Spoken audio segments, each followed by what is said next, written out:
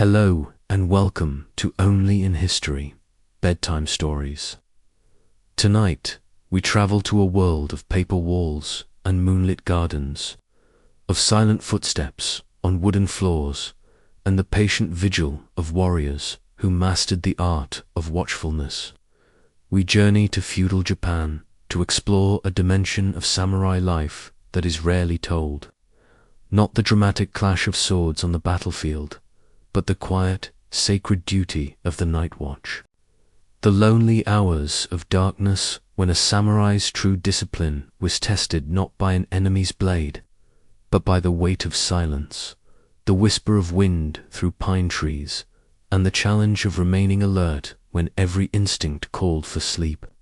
The image we hold of the samurai is almost always one of action. We see them in the moment of the draw, the iajutsu, when the sword leaves its scabbard in a flash of steel. We see them in the heat of battle, loyal unto death, living and dying by the code of Bushidō. But there is another samurai, one who lived in the spaces between the battles, who walked the midnight corridors of castles, who sat in perfect stillness, listening for the sound that should not be there. This is the samurai of the night watch, the guardian of the threshold between day and darkness. Tonight, we will step into their world. We will explore the architecture of the Japanese castle, designed not just for defense, but for sound, where even a whisper could be heard rooms away. We will learn the practices and philosophies that allowed these warriors to remain vigilant through the long, quiet hours. We will meet the legends, the famous watchmen whose names have been preserved for centuries. And we will discover that the art of guarding the night was as demanding, as spiritual, and as essential to the way of the warrior as any skill with the blade. But before we begin our watch, please take a moment to like this video and subscribe to the channel. It's a simple and wonderful way to support these bedtime stories from history, and it means a great deal to me. I'm also always curious to know where in the world and at what time you're joining me tonight. So I'd really love to hear from you in the comments. And now, settle in. Let the noise of the modern world fade away. Let us walk together through the moonlit halls of old Japan and stand beside the samurai who guarded the night. The architecture of vigilance, how castles were built to listen. Our story begins not with a warrior, but with a building. To understand the samurai night watch, we must first understand the Japanese castle, for it was designed with the night in mind, every beam and nail placed with the awareness that darkness would come, and that in darkness, danger walked on silent feet. The great castles of feudal Japan, structures like Himeji, Matsumoto, and Niyu, were not just fortresses. They were instruments of perception, carefully engineered to amplify sound, to channel light, and to give every advantage to the defenders who knew their secrets. The architecture itself was a weapon, and the samurai who walked the night watch were trained to read its language. The most famous and ingenious example of this architectural vigilance was the Yugasubari, the Nightingale floor. This was not a single location, but a technique used throughout Japanese castles and temples, particularly in the corridors and hallways where an intruder might try to move unseen. The floorboards were deliberately designed to sing. The construction was deceptively simple, beneath the visible floor. Carpenters would install a series of clamps that held the floorboards against supporting beams at a precise angle and tension. When weight was applied, when someone stepped on the board, the clamp would shift slightly, and the friction between metal and wood would produce a high, clear chirping sound, remarkably similar to the song of the Japanese nightingale, the yugasu. What made the Nightingale floor so effective was that it was nearly impossible to silence. A skilled ninja or assassin might learn to move without making the ordinary sounds of footsteps, might master the art of distributing their weight to avoid creaking boards. But the Nightingale floor did not creak. It sang a clear, sustained note that could be heard rooms away, and the harder one tried to move slowly and carefully, the longer and louder the note became. The samurai on night watch knew every singing board in their section of the castle. They knew which corridors were meant to sing and which were meant to be silent. They knew the pattern of sounds that meant a legitimate guard making his rounds and the broken, irregular pattern that meant an intruder trying and failing to move without being heard. The castle itself was their partner in vigilance, a vast wooden instrument that only they knew how to read. But the Nightingale floors were just one layer of a much more complex system. The castles were built with deliberate bottlenecks, narrow passages where only one person could pass at a time, where an intruder would have to expose themselves. They were built with hidden chambers where guards could observe without being seen. Small rooms tucked behind sliding panels with narrow viewing slits. They were built with low doorways that forced visitors to bow their heads, making them vulnerable, unable to see ahead, unable to draw a weapon quickly. The interior walls were made of paper stretched over wooden frames, fusima and shoji, which seemed fragile to modern eyes. But this apparent weakness was a strength. A paper wall could not stop a sword, but it could not hide the shadow of a person moving on the other side. When a lantern was lit in one room, its light would glow through the translucent paper, and anyone in the adjacent room would see the silhouette of every person, every movement. The castle was transparent to those who knew how to look, and the night watch could patrol entire wings without ever entering a room, simply by reading the shadows.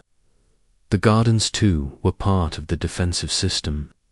The carefully raked gravel paths that surrounded the castles were not just aesthetic. They were an acoustic alarm. Gravel cannot be crossed silently.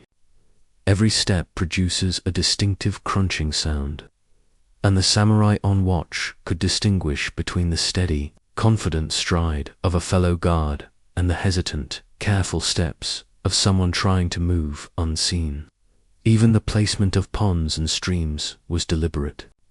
Water features were positioned where their gentle sound would mask the quiet conversations of guards making their rounds, preventing an intruder from hearing their approach, while simultaneously making it harder for that intruder to move without splashing, or rustling the carefully placed stones at the water's edge.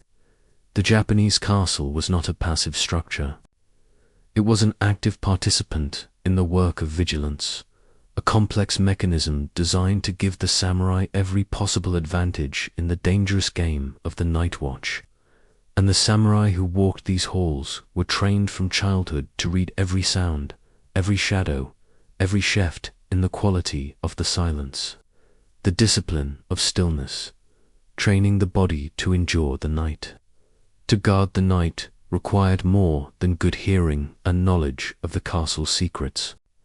It required a body and mind trained to endure what is, in many ways, one of the most difficult challenges a warrior can face: prolonged stillness and sustained attention in the absence of stimulus. The human body is not naturally suited for night watch. We are diurnal creatures, designed to sleep when the sun sets. Our alertness, our reflexes, our ability to concentrate all decline in the dark hours. The samurai understood this. They knew that the challenge of the night watch was not just the possibility of facing an enemy, but the certainty of facing one's own fatigue, one's own wandering mind, one's own body's insistent demand for rest. The training began in childhood, for the sons of samurai families were raised from birth to become warriors. Part of that training was learning to control sleep, to function on little rest, and to remain alert under conditions that would overwhelm an untrained person. One traditional training method was called Zazen, seated meditation, borrowed from Zen Buddhist practice. Young samurai would sit in perfect stillness for hours, often in uncomfortable positions. learning to observe their own thoughts without following them, learning to notice the moment when attention began to drift and too gently, without judgment, bring it back to the present moment. This was not mystical. It was intensely practical. The night watch demanded exactly this skill, the ability to remain mentally present for hours without distraction. Another training technique was the practice of Musashi, ritual purification through endurance. Young warriors would stand under icy waterfalls in the winter, learning to separate the sensation of physical discomfort from the clarity of mental focus. They would fast for extended periods, not to weaken themselves, but to understand that the body's complaints, its hunger, its fatigue, were sensations that could be observed and acknowledged without being obeyed. The samurai were also trained in the art of controlled breathing, a practice that has only recently been understood by modern science. Slow, deep, diaphragmatic breathing activates the parasympathetic nervous system, calming the heart rate, reducing stress hormones, and increasing alertness without agitation. A samurai on night watch would breathe deliberately, slowly, using the breath as an anchor to the present moment, a technique that could sustain attention for hours without the mental fog that comes from either anxiety or boredom. Diet was also carefully controlled. The samurai on night watch would eat lightly before their shift, avoiding heavy, rich foods that would make them drowsy. Rice, pickled vegetables, miso soup, simple, nourishing, and easily digested. Some would drink a light tea, but not the thick, ceremony-grade matcha. Instead, a simple green tea, just enough caffeine to sharpen the mind without creating the jittery nervousness that impairs judgment. Physical positioning was also an art. The samurai on watch did not stand rigidly at attention, a posture that tires the body and dulls the mind. Instead, they learned to adopt a state of relaxed readiness, what the martial arts call zanshin, the state of lingering awareness. They would sit in seiza, the formal kneeling position, or in a cross-legged position, the spine straight but not tense, the weight evenly distributed, the body poised to move instantly but not exhausting itself with anticipatory tension. And they learned to befriend the darkness. This was perhaps the most profound shift in perception.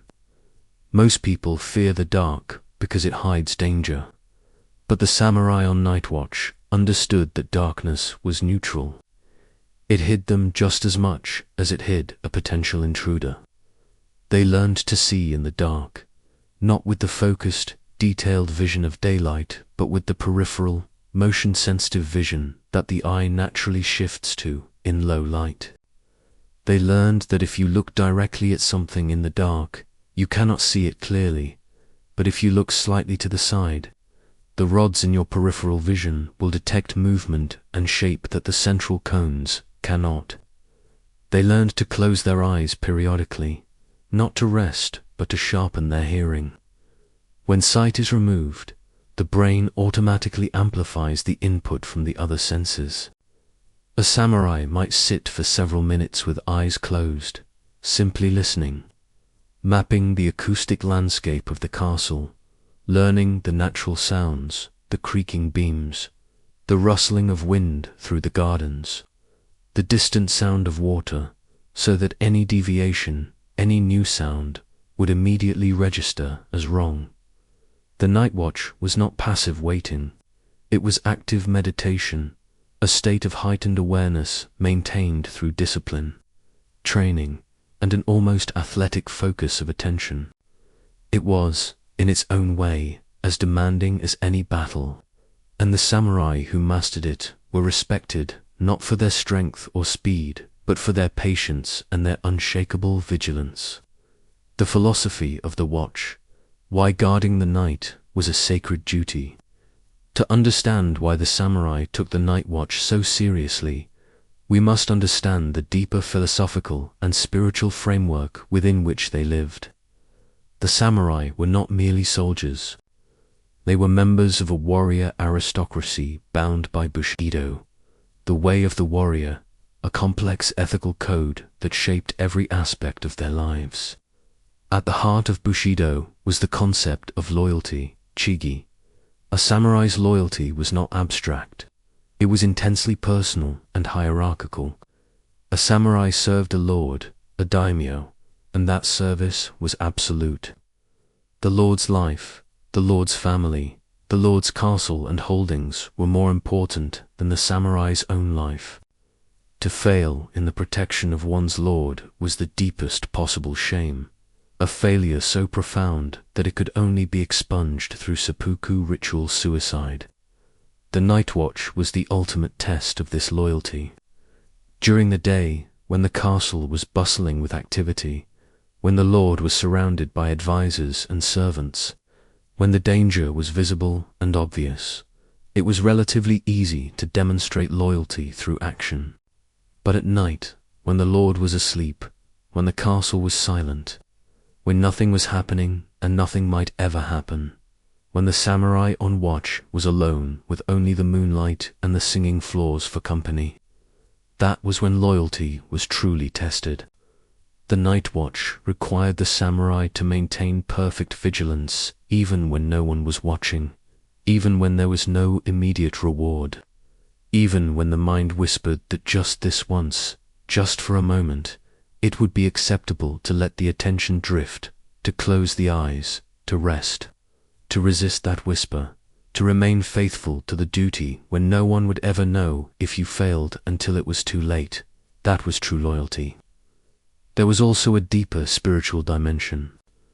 The samurai were influenced by Zen Buddhism, which taught that enlightenment was not a distant goal, but a quality of attention that could be cultivated in any moment, in any activity.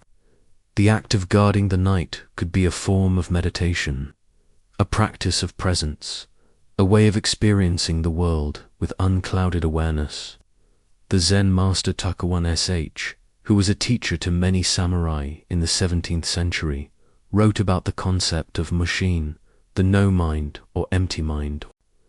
This was not a state of vacancy or unconsciousness, but rather a state of fluid awareness, unattached to any particular thought or emotion, able to respond instantly to whatever arose without the delay of deliberation.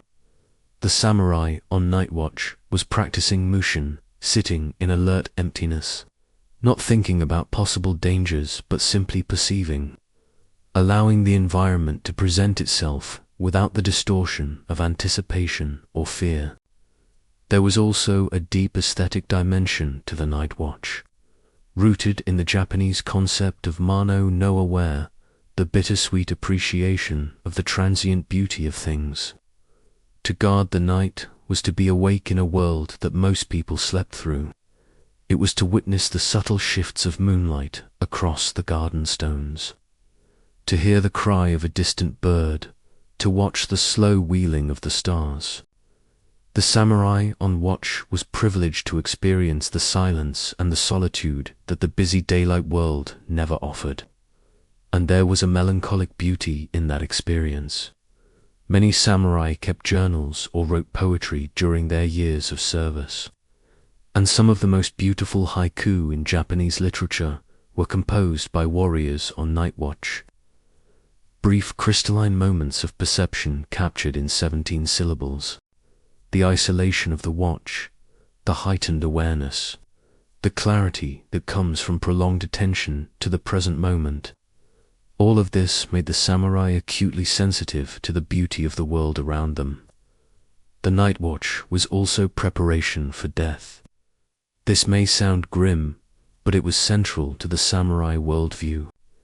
Bushidō taught that a warrior must live every moment in awareness of his own mortality, that he must begin each day by imagining his own death, so that when death came, he would face it without fear or hesitation. The long, quiet hours of the night watch were an opportunity to sit with this awareness, to contemplate the fragility of life, the inevitability of death, and the importance of fulfilling one's duty in the brief time that was given. In this sense, the night watch was not just a military duty but a spiritual practice, a way of refining the self, of cultivating the qualities of attention, discipline, loyalty, and acceptance that defined the ideal samurai. It was a sacred duty, performed in silence and solitude, witnessed only by the moon and the ancestors. The legendary watchmen, stories of samurai who guarded the night throughout the centuries of feudal Japan. Certain samurai became legendary for their skill and dedication on the night watch. Their stories were told and retold, not as entertainment but as examples, as models of the ideal warrior, as proof that the virtues of Bushidō were not abstract concepts but lived realities. One of the most famous was a samurai named Musashi Miyamoto, though he is far better known today for his swordsmanship and his book, The Book of Five Rings. But before Musashi became a legendary duelist, he served as a young retainer in several castles, and the discipline he developed during the long nights of watch duty shaped his entire philosophy of combat. Musashi wrote that the warrior must cultivate her joshin, the everyday mind, a state of calm, unshakable composure that remains the same whether in battle or in stillness. This was not a skill he learned on the battlefield. It was a skill he learned in the silence of the night watch, where there was no external stimulus to maintain alertness, where the challenge was internal, and where the discipline had to come from within. There is a story, perhaps apocryphal but widely told, of Musashi as a young man serving night watch in a castle in Kyushu. It was a cold winter night, and his post was an exposed balcony overlooking the castle's main approach. For hours, nothing moved. The moon set, the darkness deepened, and Musashi sat, perfectly still, perfectly alert. Just before dawn, he heard a sound. Not the Nightingale floor, not footsteps, just the faintest displacement of air, the whisper of fabric moving. Without rising, without turning his head, Musashi's hand moved to his sword. He did not draw it. He simply rested his hand on the hilt and waited. A long moment passed, and then, from the darkness, a voice spoke. It was the castle's master of guards, testing the young samurai, seeing if he would fall asleep, if his attention would waver in the dead hour before dawn. The master later told the lord that he had approached Musashi from downwind, making no sound, moving with the skill of a ninja, and yet the young samurai had sensed his presence before he was within 10 paces. It was that night, the story goes, that Musashi's reputation for superhuman awareness began. Another legendary figure was Hattori Hanzō, who was not technically a samurai but a ninja in service to Tokugawa Ieyasu, the shogun who unified Japan. Hanzō understood both sides of the night's game.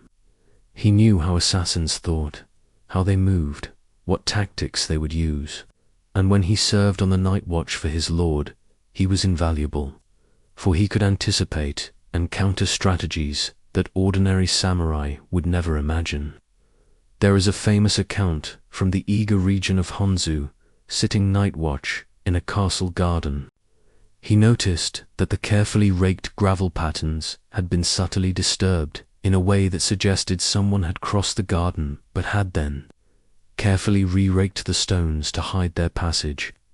Most guards would have missed it entirely or would have assumed an animal had passed through. But Hanzō recognized it as the work of another ninja, someone testing the castle's defenses, probing for weaknesses. Rather than raising an alarm, which would have warned the intruder that he had been detected, Hanzō quietly altered the watch pattern, added additional guards to the vulnerable points, and set a trap. 3 nights later, when the intruder returned expecting the same pattern of guards, he walked directly into Hanzō's ambush and was captured alive. The interrogation revealed a plot by a rival daimyo, and the plot was foiled before it could develop. All because one man on night watch had noticed that the gravel had been raked twice. But perhaps the most poignant story is not about a famous samurai, but about an unknown one, a minor retainer whose name is not recorded, but whose deed comes from the records of a small castle in Shikoku during the Sengoku period, the age of warring states. The castle was under siege. Food was running low. Morale was breaking. Many of the garrison had been killed or wounded in the daily assaults, and the remaining samurai were exhausted, pulling double watches, barely sleeping.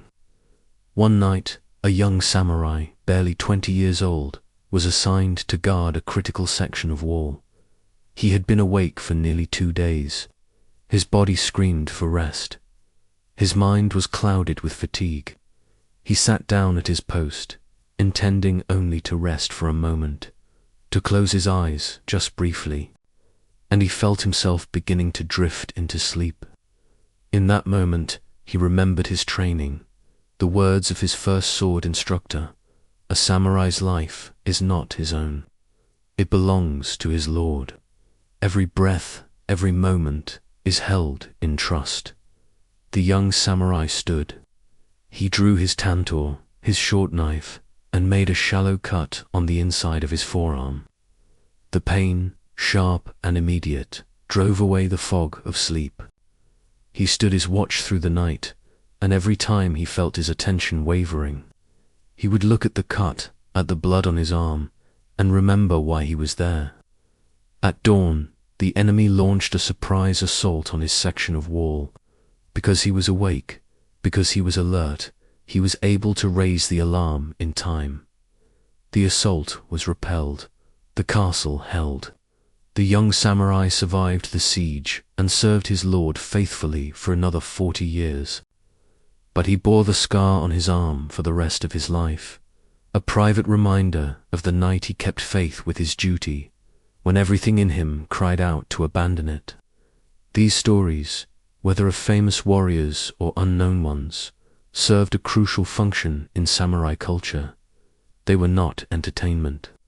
They were teaching tools, examples of what was expected, proof that the ideals of Bushidō could be lived even in the mundane, unglamorous work of the night watch. The rituals of the watch, how the night was structured. The samurai night watch was not an informal affair where guards wandered the castle at will. It was a highly structured, carefully choreographed system with specific rituals, specific timings, and specific protocols that had evolved over centuries to maximize effectiveness and minimize the chance of human error. The night was divided into watches based on the traditional Japanese timekeeping system, which divided both day and night into 6 equal periods. The night watches were named after the zodiac animals: the hour of the rat, midnight; the hour of the ox, 2 a.m., the hour of the tiger, 4 a.m., and so on. Each watch lasted approximately 2 hours, and guards rotated at the change of each watch. The changing of the guard was itself a careful ritual. The new guard would not simply relieve the old one. Instead, they would approach quietly, announce themselves with a specific verbal code, and wait for the correct countersign. This prevented an enemy from disguising themselves as a relief guard to gain access to a guarded position. The outgoing guard would then brief the incoming guard on everything that had occurred during the watch, not just unusual events, but everything. The pattern of sounds from the surrounding area, the direction and strength of the wind, any changes in the weather, whether any lanterns had been lit in rooms that were normally dark. The incoming guard needed to understand the baseline of normality so that any deviation would be immediately recognizable. At specific intervals during each watch, guards were required to make rounds. These rounds followed prescribed paths that ensured every critical area of the castle was checked at least once per watch. But the timing of the rounds was deliberately varied to be unpredictable. If guards always made their rounds at the same time, an observant enemy could time an infiltration to occur between patrols. By varying the schedule, The samurai ensured that an intruder could never be certain when a guard might appear. The rounds themselves were conducted in pairs or small groups, never alone. This served multiple purposes. First, it reduced the risk that a single guard could be silently killed or incapacitated without raising an alarm. Second, it ensured that guards kept each other alert, for it is much harder to fall asleep or let one's attention drift when another person is present and watching. Third, it provided witnesses. If something was discovered during a round, 2 people saw it, eliminating the possibility of misunderstanding or false reporting. Communication between guards stationed at different parts of the castle was maintained through a system of subtle signals. A specific pattern of footsteps on the Nightingale floors served as an all-clear signal. The brief, controlled opening and closing of a specific shutter. The lighting or extinguishing of a particular lantern. These signals allowed the guards to coordinate without shouting or making noise that might wake the residents of the castle or alert an intruder to their positions. If a guard did detect something suspicious, the protocol was strict. Do not investigate alone. Do not confront. Signal the next nearest guard, confirm the observation, then raise a general alarm only if the threat is confirmed.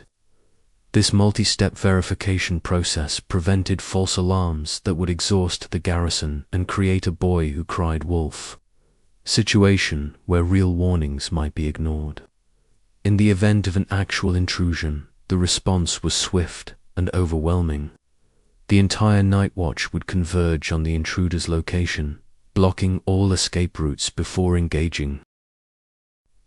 The goal was not to kill the intruder in combat, but to capture them alive for interrogation, to learn who had sent them and what they knew about the castle's defenses. There were also specific protocols for different types of threats. A fire was handled differently than an intruder. An earthquake required a different response than an internal disturbance. The samurai on night watch were trained in all these scenarios, drilling them repeatedly until the response became automatic. At the end of the night, when the first light of dawn began to appear, the final ritual took place. The senior officer of the night watch would make a complete circuit of the castle, verifying that all guards were present, that all posts were secure, and that nothing had been disturbed.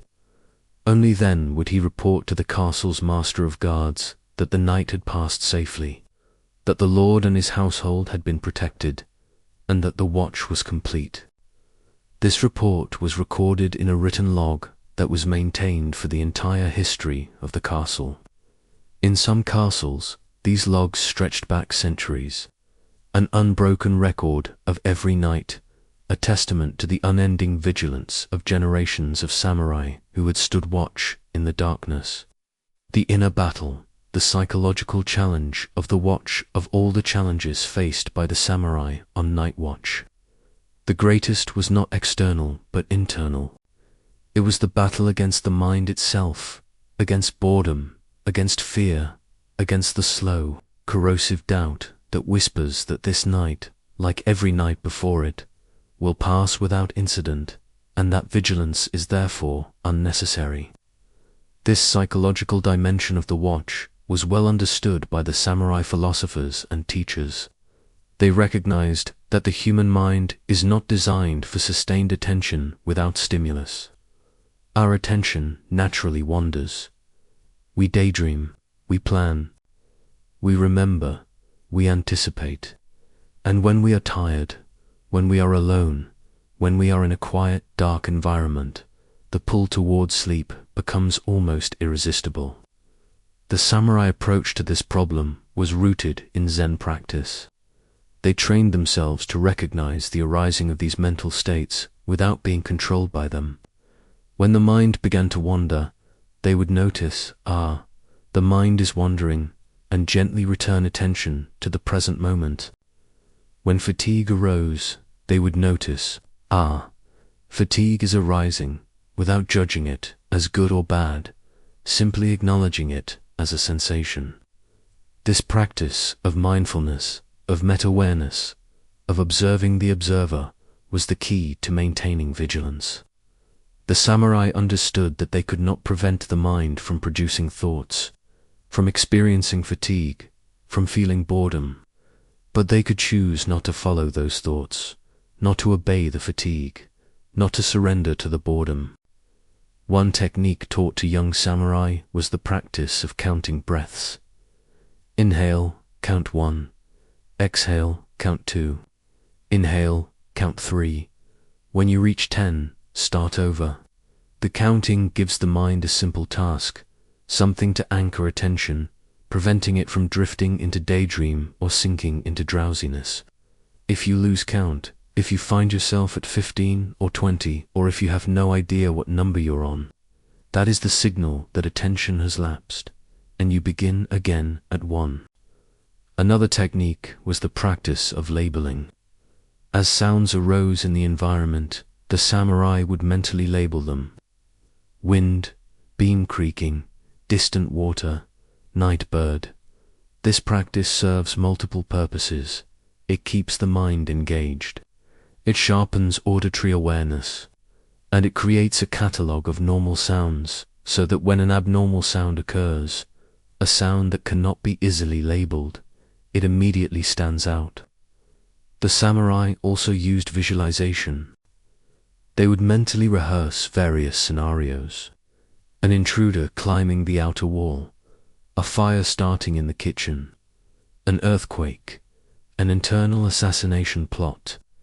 They would visualize their response, the path they would take, the actions they would perform, the signals they would give. This mental rehearsal served a dual purpose. It kept the mind active and engaged, and it prepared the body to respond automatically if the scenario actually occurred, bypassing the delay of conscious decision-making. But perhaps the most profound technique was the cultivation of gratitude and purpose. The samurai would remind themselves of why they were there, of what they were protecting.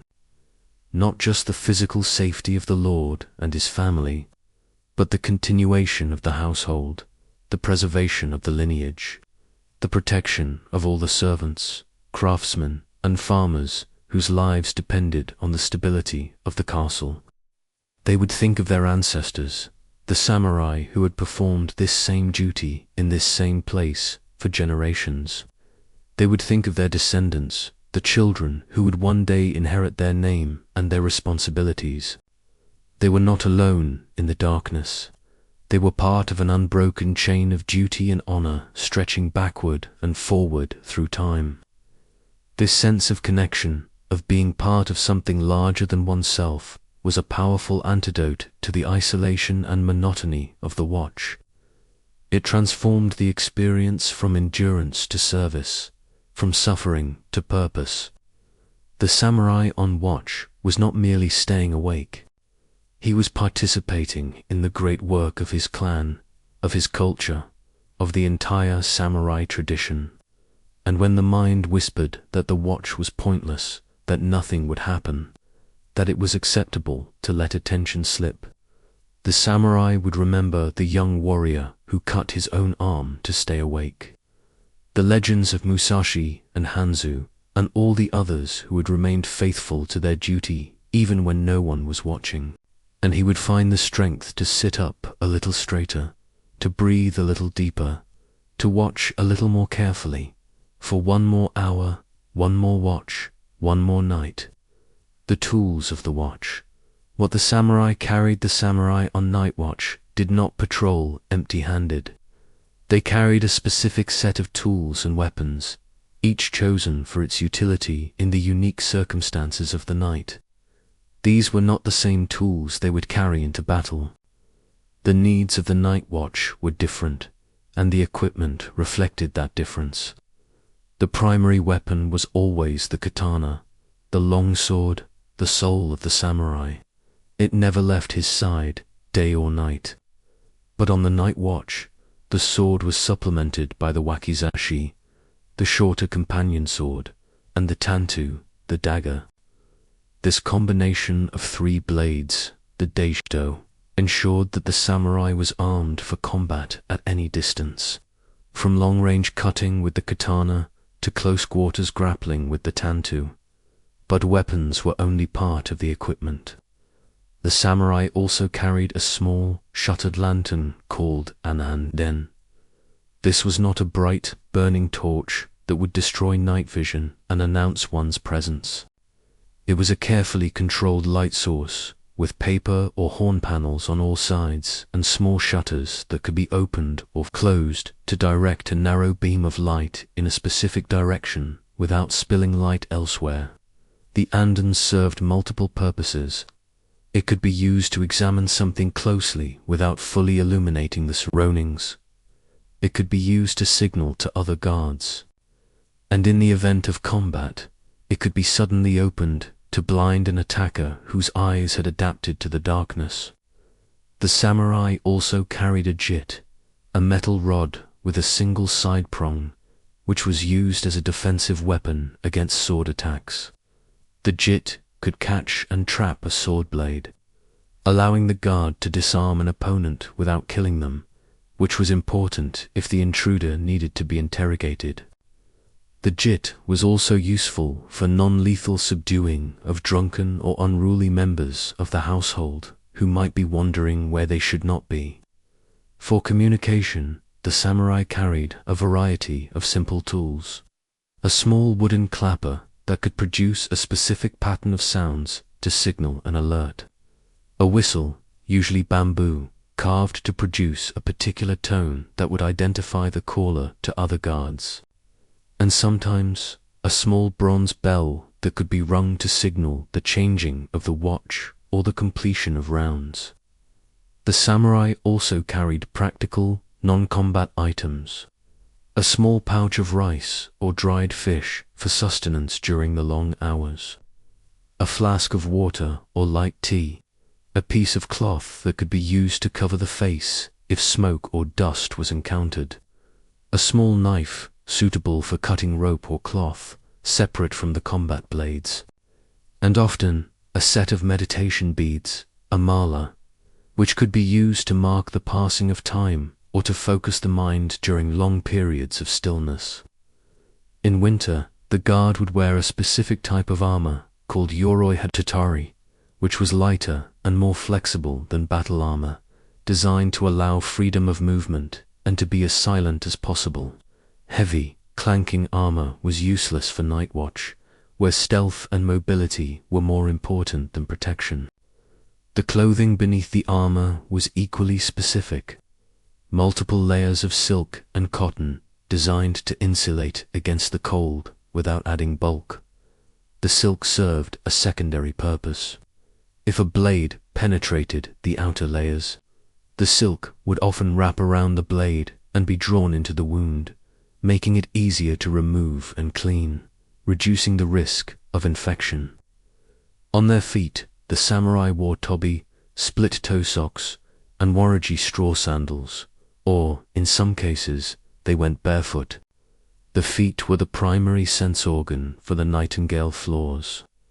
A skilled guard could feel the subtle vibrations in the floor that preceded the singing, could sense the approach of another person through the slight tremor in the wood.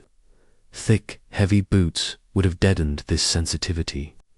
In addition to their personal equipment, the samurai had access to stationed resources throughout the castle.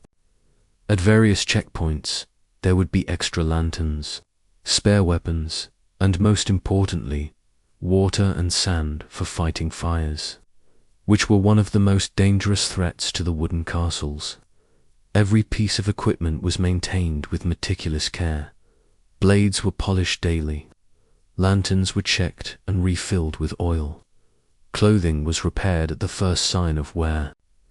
This maintenance was not just practical but ritualistic, a way of honoring the tools, of acknowledging that one's life and the lives of those one protected might depend on a sword drawing smoothly from its scabbard or a lantern lighting when it was needed.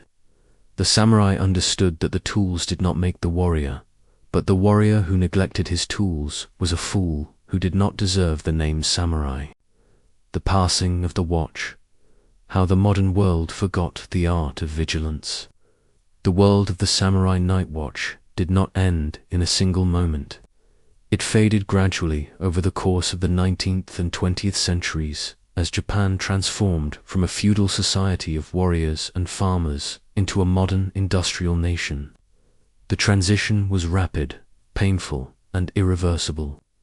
In 1868, the Meiji Restoration brought an end to the Tokugawa shogunate and restored nominal power to the emperor.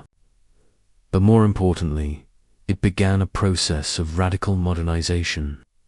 The new government, desperate to avoid being colonized by Western powers, embarked on a crash course of industrialization and military reform. In 1873, the samurai class was officially abolished. The wearing of swords in public was banned. The stipends that had supported the samurai for centuries were eliminated. Former samurai were encouraged to become farmers, merchants, or to join the new conscript army, which was modeled on European lines and had no place for the traditional warrior elite. The great castles, which had been the centers of samurai life, were abandoned, dismantled, or converted to other uses. Many were deliberately destroyed as symbols of the old feudal order. The night watch, which had been performed continuously for centuries, simply stopped. There was no final ceremony, no formal recognition of the ending of a tradition. The guards simply did not report for duty one night, and the castles stood empty. Some samurai adapted to the new world. They became military officers, police officials, teachers, or businessmen. They carried the discipline and ethical code of Bushidō into these new roles, and in this way, something of the samurai spirit survived. But the specific practices, the actual techniques and rituals of the night watch were not passed on. There was no need for them in a world of gas lamps and then electric lights, of police forces and professional security, of telegraph wires and telephones that could summon help instantly. A few castles were preserved as historical sites. Imahi, Matsumoto, Niik, and others survived, and tourists today can walk the Nightingale floors and hear them sing. But they walk in daylight, in groups, with guides explaining the history. They do not experience the silence, the darkness, the weight of responsibility that the samurai felt. In the 20th century, as Japan rebuilt after the devastation of World War II, there was a renewed interest in traditional culture. Scholars began to interview the last surviving samurai, men who had been young boys when the class was abolished, to record their memories before they were lost forever. Some of these interviews touched on the night watch, and from these fragments, historians have been able to reconstruct parts of the tradition. There has also been a revival of interest in martial arts and in Bushidō as a philosophical system. Modern practitioners of Kendo-Aido and other arts study the writings of samurai philosophers like Miyamoto, Musashi, and Yamamoto Spunatomo. But the focus is almost always on combat techniques, on the moment of action. The quiet, patient work of the night watch, which was just as essential to the samurai's life, is rarely discussed or practiced. And yet, the need for vigilance has not disappeared from the modern world. We still have security guards, night watchmen, police officers who patrol in the dark hours. We still have soldiers who stand watch in dangerous places, protecting those who sleep. The technology has changed, but the fundamental human requirement, the need for someone to stay awake and alert while others rest, remains the same. Perhaps there is something we have lost in forgetting the samurai approach to this work. We have made the night watch a minimum wage job, a position with high turnover, often given to the least trained and least valued members of security forces. We have stripped it of honor, of ritual, of the sense that it is a sacred duty, and in doing so, we have made it less effective and less meaningful. The samurai understood something that we have forgotten. They understood that the work of watching, of of remaining alert when nothing is happening is difficult, demanding, and essential. They understood that it requires training, discipline, and a philosophical framework that gives meaning to the hours of apparent inaction. They understood that the night watch is not a punishment or a boring necessity, but an art, a practice, a way of cultivating the highest qualities of the warrior spirit. The lesson of the watch, what the samurai teach us about attention. As our journey through the world of the samurai night watch comes to an end, we must ask ourselves what these long-vanished warriors have to teach us. Here in our modern world of electric lights and digital surveillance, of motion sensors and security cameras, what is the lesson of the watch? The first lesson is about the nature of duty. The samurai understood that true loyalty is not demonstrated in moments of excitement or public recognition, but in the long, quiet hours when no one is watching, when there is no immediate reward, when the work is invisible and thankless. The night watch was a test of character, a daily proof that the samurai's commitment to his lord and his code was not conditional on convenience or comfort. In our modern lives, we all face our own versions of the night watch. The parent who wakes in the night to comfort a crying child, the caregiver who sits beside a sick loved one, the student who studies late into the night when everyone else has gone to sleep, the artist who works on a project that no one may ever see. These are the moments that define us, not the public achievements, but the private faithfulness to our responsibilities. The second lesson is about the cultivation of attention. We live in an age of distraction, where our minds are constantly pulled in a dozen directions by notifications, messages, news feeds, and entertainment. The samurai's practice of sustained, focused attention is almost a lost art, but it is perhaps more valuable now than ever. The samurai's techniques, the breath counting, the labeling of sounds, the practice of returning attention to the present moment when it wanders, these are not mystical secrets. They are practical tools that modern psychology and neuroscience have confirmed as effective. They are the foundation of what we now call mindfulness, but the samurai were practicing it centuries before it became a therapeutic technique or a corporate wellness program. The third lesson is about the relationship between discipline and freedom. The samurai's life was highly structured, bound by countless rules and rituals. But within that structure, they found a profound freedom, the freedom that comes from mastery, from knowing that one's body and mind will respond correctly when called upon, from the confidence that comes from years of patient practice. We tend to think of discipline as restrictive, as something that limits our choices. But the samurai understood that discipline creates freedom, that the person who has trained themselves to stay awake when their body demands sleep, to remain calm when their emotions demand action, to focus when their mind demands distraction, that person is free in a way that the undisciplined person can never be. The fourth lesson is about finding meaning in the ordinary. The night watch was, by its nature, monotonous. Most nights, nothing happened. The guards sat or walked, watched and listened, and nothing threatened, nothing disturbed the silence. A modern person would find this unbearably boring, but the samurai found meaning in it through their understanding that they were participating in a larger purpose, that their vigilance maintained the peace, that their presence, even unseen and unacknowledged, was essential. We too can find meaning in the ordinary, repetitive aspects of our lives if we shift our perspective, if we recognize that the mundane tasks, the daily routines, the small, consistent efforts are often more important than the dramatic, visible achievements. And the final lesson, perhaps the most profound, is about acceptance. The samurai lived with the constant awareness of death, with the knowledge that their world could end in an instant. that all their training and discipline might be rendered meaningless by an arrow in the dark, or an earthquake, or simply the passage of time.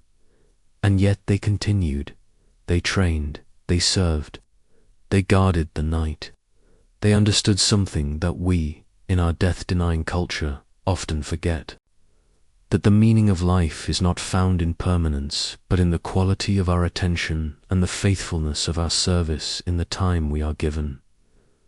The castle would eventually fall. The Lord would eventually die. The watch itself would one day end. But on this night, in this moment, the duty was clear.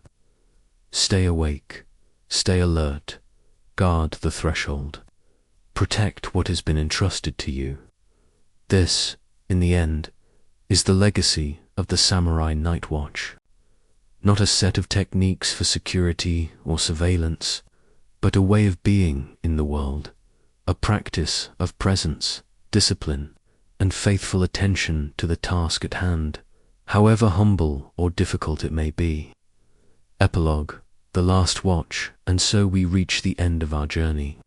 Standing in the moonlit corridors of a castle that no longer exists, beside warriors who have been gone for over a century. The samurai who guarded the night have passed into history, and the world they protected has vanished, transformed beyond recognition by the relentless march of time. But on quiet nights, in a few preserved castles that still stand, if you walk the corridors alone in the darkness, if you step carefully on the old wooden floors, you can still hear them sing. The nightingale floors still perform their duty, still chirp and whistle and cry out when weight is placed upon them, still ready to betray the footstep of an intruder who will never come. And if you close your eyes and listen, if you let your modern preoccupations fall away, you can almost sense them still there, the patient watchers, sitting in the darkness, breathing slowly and steadily, their hands resting lightly on the hilts of swords that are no longer needed, their eyes scanning the shadows for dangers that will never arrive, performing their eternal watch over a world that has moved on without them. The last watch has ended, but the spirit of the watch, the understanding that true strength lies in patience, that true courage is found in the quiet hours, that true loyalty is proved in the darkness when no one else is watching, that spirit remains. It waits for us to remember it, to honor it, and perhaps, in our own lives, in our own way, to practice it once more. Thank you for joining me on this long journey into the nights of old Japan.